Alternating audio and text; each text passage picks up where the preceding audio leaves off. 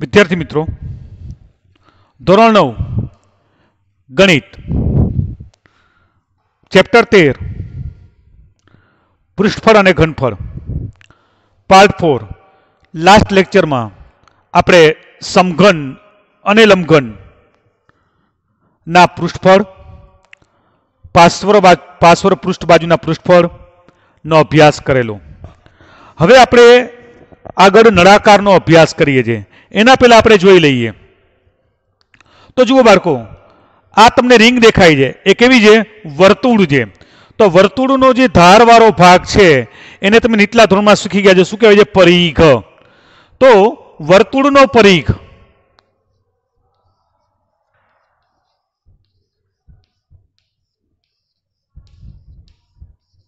બરાબર શું થાય? 2πr. જ્યાં આર ને શું કહેવાય છે? ત્રિજ્યા. આર બરાબર ત્રિજ્યા. વચ્ચેનો ભાગ છે એને આપણે શું કહીએ છીએ? વ્યાસ. વચ્ચેનો ભાગ છે એને આપણે શું કહીએ છીએ? વ્યાસ.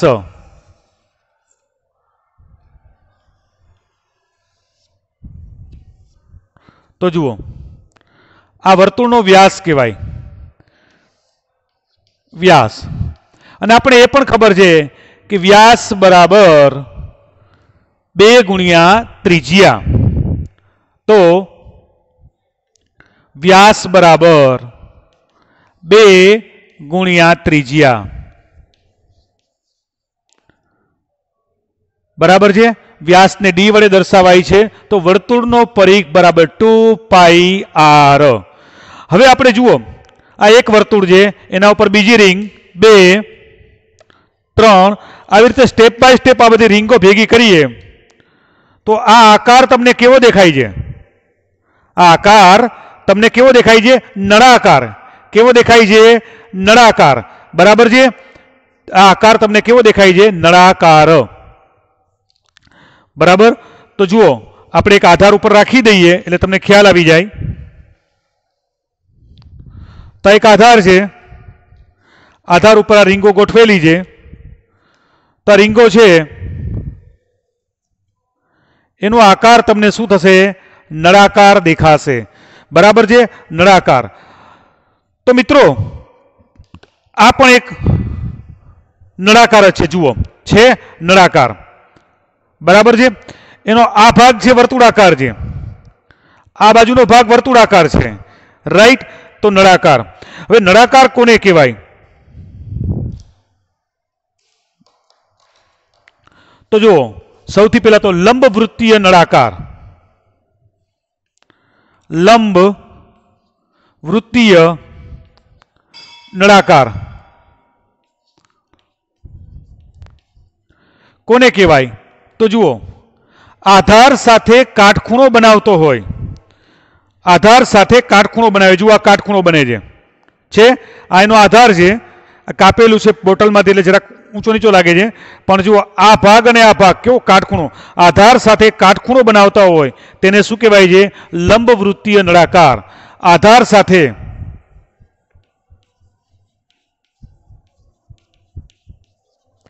કાટખૂણો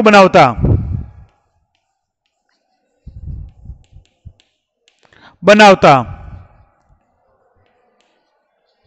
નળાકારને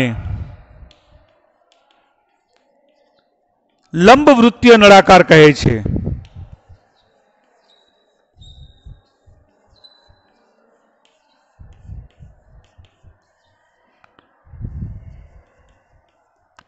દાખલા તરીકે આ એક આધાર લઈએ. આ એક આધાર છે, એના ઉપર એક નળાકાર ગોઠવેલો છે.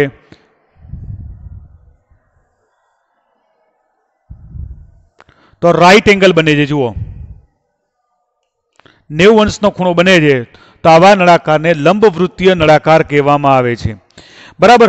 કેવા નળાકાર લંબ વૃત્તીય નથી જોઈ શકીએ છીએ. જુઓ, આ જે જો આ ત્રાંસુ દેખાય છે, આ કાટખૂણો બને નહીં. તો આ લંબ વૃત્તીય નળાકાર કહેવાય નહીં. જુઓ, આ લંબ વૃત્તીય નળાકાર કહેવાતો નથી. એટલે આધાર સાથે જે કાટખૂણો બનાવે તેવા જ નળાકારને શું કહેવાય છે? લંબ વૃત્તીય નળાકાર કહેવામાં આવે છે. હવે જુઓ, નળાકારમાં હવે નળાકારનું સૂત્ર કેવી રીતે બને છે એ આપણે સમજીએ. નળાકારનું સૂત્ર હવે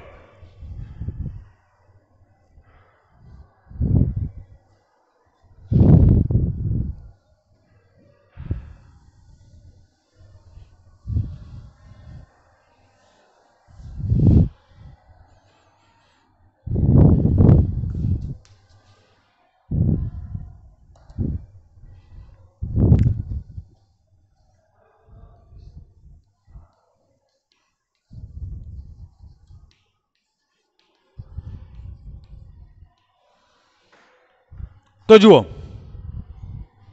નળાકારનું સૂત્ર કઈ રીતે બને છે આપણે પ્રેક્ટિકલી જોઈએ. આ તમને નળાકાર દેખાય છે, રાઈટ? ખબર પડી ગઈ? બરાબર છે. આ નળાકાર છે, આ ભાગ કેવો છે? વર્તુળ છે. આ ભાગ કેવો છે? વર્તુળ છે. હવે જુઓ આપણે આ નળાકાર છે, આ લંબચોરસ છે, રાઈટ? હવે અહીંયાથી એને આમ કરી દઉં છું તો આ નળાકાર બની ગયો કે નહીં? બરાબર છે. જોઈ શકો છો આ એક નળાકાર લીધેલો છે. અત્યારે આપણે એની ખબર નથી સૂત્ર કયું છે. આ એક લંબચોરસ છે એટલે સૌથી પહેલા શું લીધું? એક લંબચોરસ.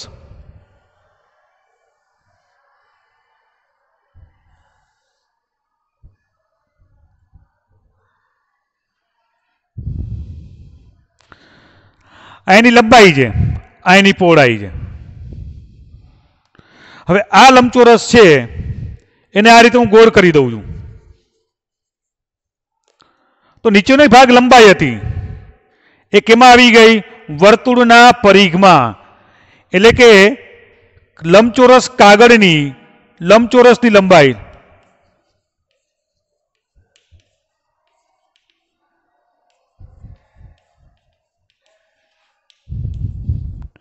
બરાબર એલ બરાબર વર્તુળનો પરિઘ.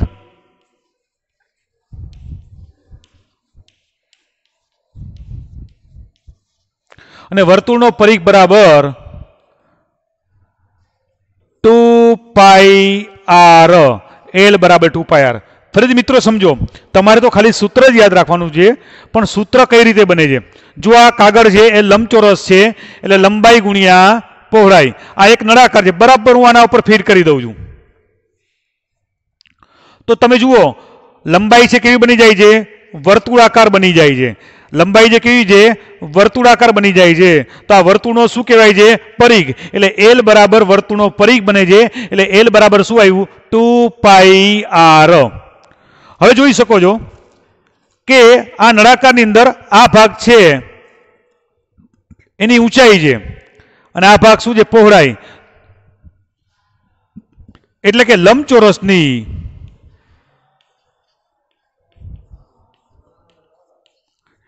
પહોળાઈ બરાબર બી બરાબર શું બની જશે? એચ. નળાકારની ઊંચાઈ બની જશે. હવે આપણને ખબર છે લંબચોરસનું ક્ષેત્રફળ બરાબર લંબાઈ ગુણ્યા પહોળાઈ. આ લંબચોરસ છે એમાંથી જ આપણે વર્તુળ બનાવીએ છીએ. એટલે કે એમાંથી જ આપણે નળાકાર બનાવીએ છીએ. એટલે કે નળાકારનું ક્ષેત્રફળ બરાબર શું બનશે? લંબાઈ ગુણ્યા પહોળાઈ. પણ લંબાઈ એટલે શું છે? 2πr. અને પહોળાઈ એટલે શું છે? h. આ બંને બાજુથી ખુલ્લો છે એટલે આપણે લખી શકીએ ખુલ્લા નળાકારનું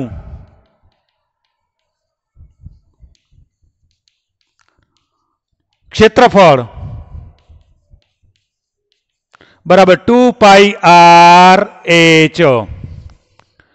તો જુઓ લંબચોરસ ઉપરથી જ લંબચોરસનું ક્ષેત્રફળ લંબાઈ ગુણ્યા પહોળાઈ ઉપરથી જ નળાકારનું ક્ષેત્રફળ બન્યું. તો નળાકારનું ક્ષેત્રફળ એટલે કે ખુલ્લા નળાકારનું ક્ષેત્રફળ બંને બાજુ ખુલ્લા નળાકારનું ક્ષેત્રફળ 2πr/h. કઈ રીતે બન્યું ખબર પડી ગઈ? લંબચોરસ હતું, આ એની લંબાઈ હતી, આ એની લંબાઈ હતી. એ લંબાઈ છે એને આપણે જ્યારે વારીએ એટલે શું બની જાય છે? એનો પરિઘ બની જાય છે. પરિઘ બની જાય છે, રાઈટ? આપણે પરિઘ બની જાય છે અને ઊંચાઈ છે પહોળાઈ છે એ ઊંચાઈ બની જાય છે. લંબચોરસનું ક્ષેત્રફળ બરાબર લંબાઈ ગુણ્યા પહોળાઈ.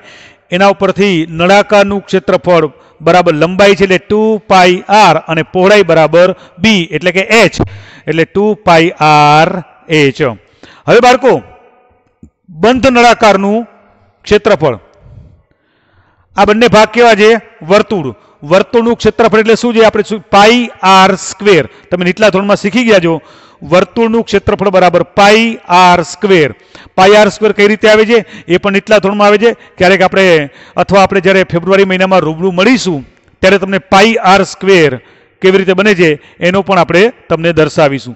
તો વર્તુળનું ક્ષેત્રફળ પાઈ આર સ્ક્વેર. તો જુઓ એક બાજુ બંધ છે એટલે 1 અને બીજી બાજુ એટલે 2. આ મારું બેટું પડી ગયું. લો ફરીથી બંને બાજુ આપણે બંધ કરી દઈએ છીએ. એક બાજુ અને બીજી બાજુ. રાઈટ. બંને બાજુ આપણે બંધ કરી દીધા એટલે કે આ એક ભાગનું વર્તુળનું ક્ષેત્રફળ અને બીજા ભાગનું વર્તુળનું ક્ષેત્રફળ ઉપરાંત નળાકારનું ક્ષેત્રફળ એટલે બંધ નળાકારનું બંધ નળાકાર પૃષ્ઠફળ બરાબર નળાકારનું ક્ષેત્રફળ વત્તા વર્તુળનું ક્ષેત્રફળ. નળાકારનું કેટલું છે? 2πrh અને વર્તુળનું પણ કેટલા વર્તુળ આવશે? 2 એટલે 2 ગુણ્યા પાઈ આર સ્ક્વેર. 2 આવે ને આ 1 અને 1 એટલે કુલ કેટલા થયા? 2. તો 2πr કોમન કાઢી લ્યો. 2πr કોમન કાઢીએ એટલે અહીંયા ખાલી h વધશે અને અહીંયા શું વધશે? r. તો બંધ નળાકારનું ક્ષેત્રફળ બંધ નળાકાર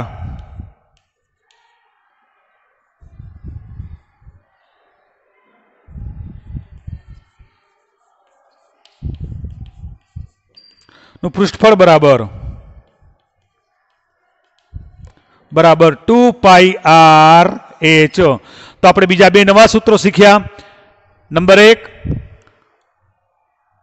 નળાકારનું ક્ષેત્રફળ એટલે ખુલ્લા નળાકારનું ક્ષેત્રફળ 2πrh અને નંબર 2 બંધ નળાકારનું પૃષ્ઠફળ તો 2πr કૌંસમાં r પ્લસ h. ક્લિયર? ચલો તમારે ખાલી આ બંને સૂત્રો જ લખવાના છે, બીજું કશું લખવાનું નથી. વચમાં વિડીયો ડિસ્કનેક્ટ થઈ ગયો, કોઈ પ્રોબ્લેમ થયો હતો એટલે ફરી પાછું આપણે ચાલુ કરીએ છીએ. તો ક્ષેત્રફળ A2 બરાબર 2πr2h.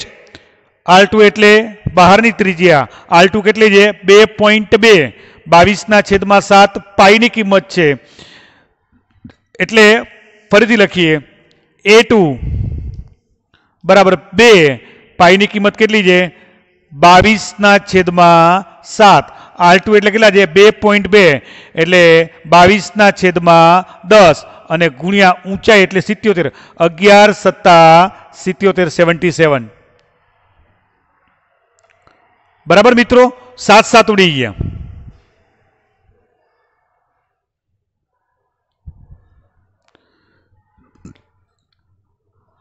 હવે 22 દુ 44 એટલે 22 દુ 11 દુ 22 એટલે 22 ગુણ્યા 22 ગુણ્યા 22 અને છેદમાં 10. 22 ગુણ્યા 22 કરીએ 481 થશે. 22 ગુણ્યા 22 884 થશે. જો પેલા મીંડું 2 દુ 4 2 દુ 4 44 4 8 અને 4 484. હવે 484 ગુણ્યા 22 મીંડું ચડાવ્યું 4 દુ 8 8 દુ 16 4 દુ 8 ને 1 9. ફરી પાછી એ જ વસ્તુ 8 6 અને 9 8 8 ને 6 14 નો ચોગડો વધી 1 9 ને 10 ને 16 1 10 એટલે પોઈન્ટ મૂકી દઈએ તો 10 64.8 10 64.8 એટલે આપણે કુલ કેટલો ગુણાકાર આવ્યો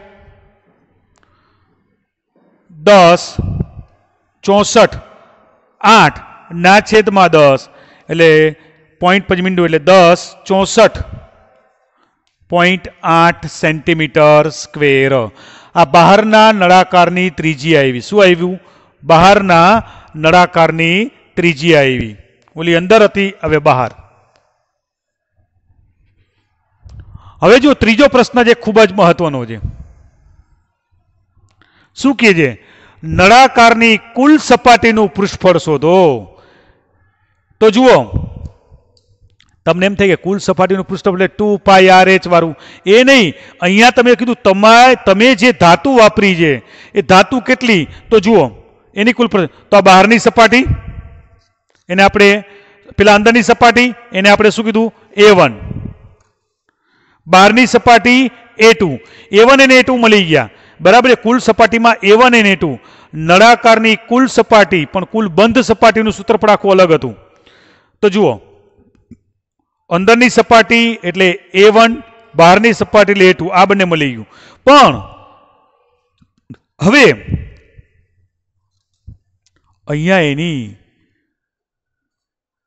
વર્તુળના પણ ભાગ પડે તો જુઓ આ તમારી પાસે જે બાળકો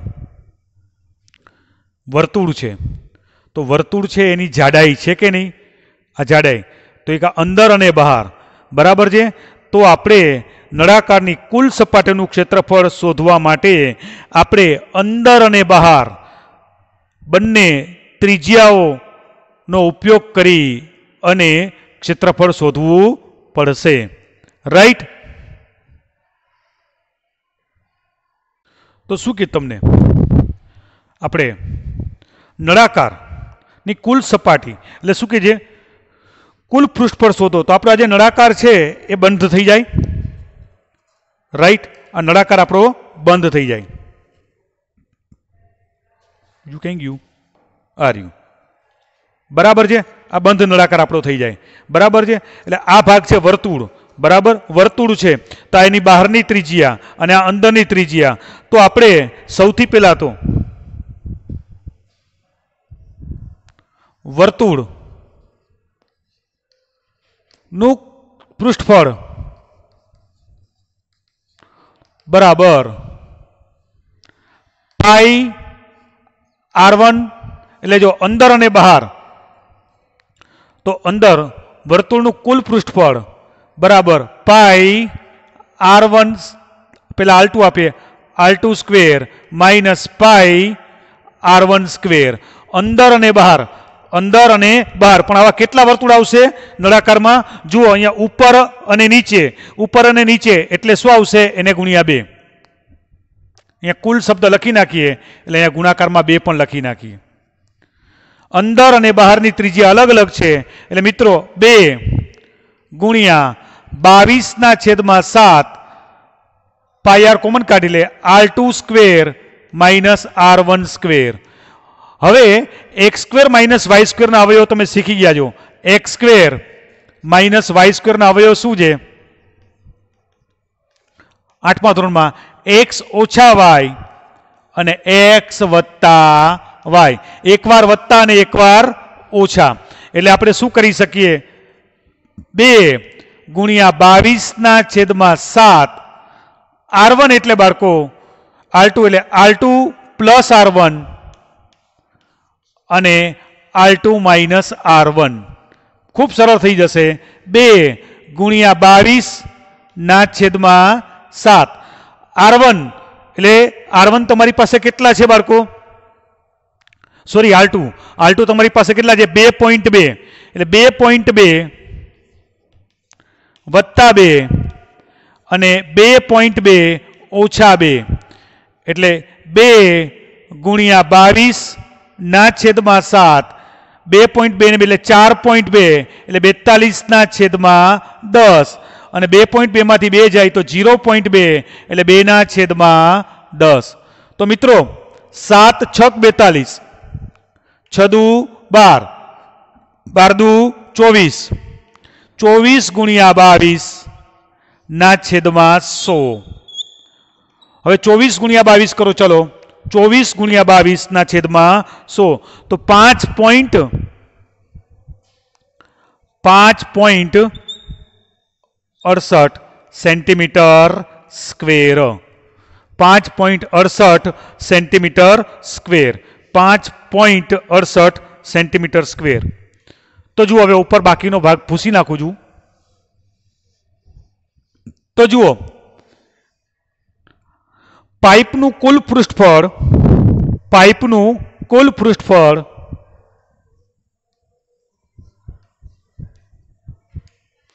કુલ પૃષ્ઠફળ બરાબર અંદરના નળાકાર, અંદરની વક્ર સપાટી ધરાવતા નળાકારનું આપણે ક્ષેત્રફળ A1, બહારનો નળાકાર ધરાવતી સપાટીનું ક્ષેત્રફળ A2 વત્તા વર્તુળનું કુલ પૃષ્ઠફળ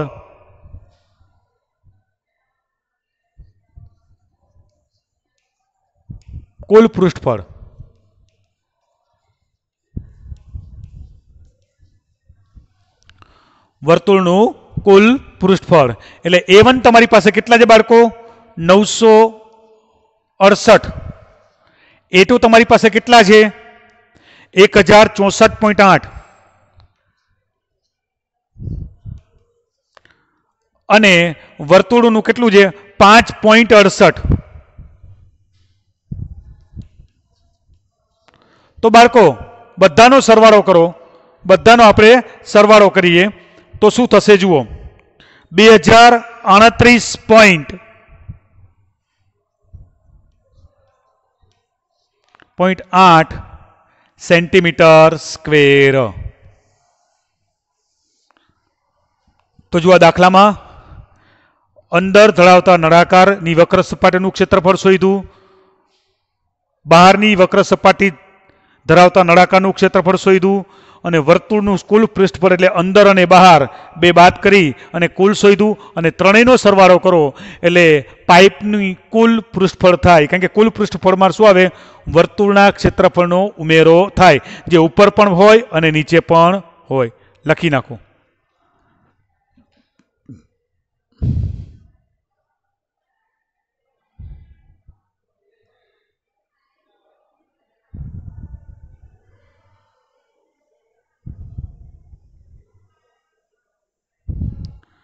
શાંતિથી લખી નાખો।